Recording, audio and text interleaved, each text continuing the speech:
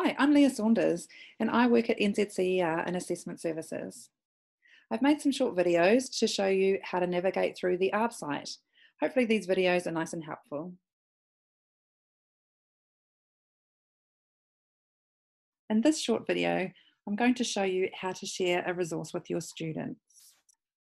So what I'm going to do is I've already saved a task that I like into my folders. So I'm going to go and find that, and you'll find that just at the top here underneath the heading, My Folders. Now I've got a packing food for the Hangi resource here. So I'm going to go into this resource. This resource has different ways that I can share with the students. The first one here is an auto marking. I know that it's auto marked by the system, so this can only be done if the students do it online. The second icon here is a piece of paper and a pencil. So I could download this in the form of a PDF, I could print it out, and I could hand it to my students to complete on paper. The third way is that I could share it online with them. So I would send them a URL. Students would just go straight to the URL and they would complete the resource that way. There's no need for a student to have their own account. They don't log in. They just use the URL, so it's nice and simple. If I wanted to share this URL with students, I could simply click the student URL and I could copy this one here. Students would get taken straight to the resource and it would be connected to my teacher account because this is the code that connects it that way. You could use this URL on your whiteboard. You could send it to students via an email. You could share it in lots of other ways. Now, if you click on the plus button here, this shows you a few ways that you could share the link for the students, or you could click on the plus button for more. So down here are numerous ways of how you could share that resource. Now, some of these I've never heard of, but they could be ones that you are entirely familiar with.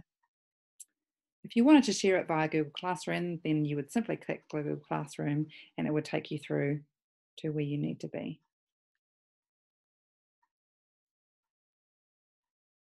I'm just going to copy this URL. And I'm going to show you what students will see when they complete this task.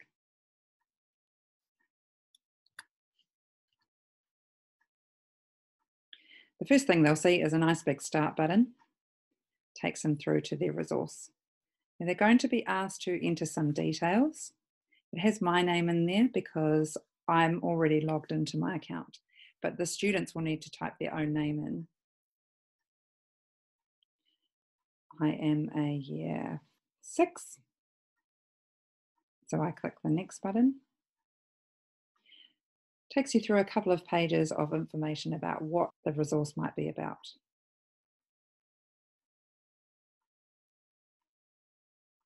Now, just before we head into the questions, I'll just draw your attention down to the bottom of the screen here. So this capital A and lowercase a gives you some options for students. If I had a student that had dyslexia, then they could change the font to be a dyslexia font. I could also make the font much bigger, and I could change the different backgrounds as well. So I can make it a light background in the back, or I could make it a brown or a dark background. Some options there to make it easier for your students to complete the task. Once I've chosen my options, I can click the next button. It will take me through to the task. I'll fill in the task like I'm a student.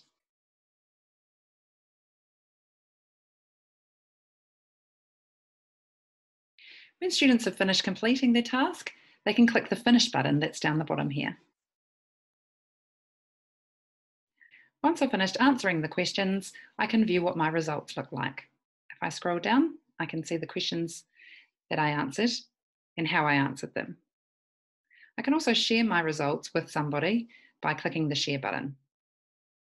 In here, I could download a copy of the results to my computer, or I could pop an email address into the box here and email them to my teacher or myself or someone else. When I've finished with all the options, I can click the Close button to finish the task off. And that's how you can share an ARB resource with a student and also look at what the student can see when they complete the resource.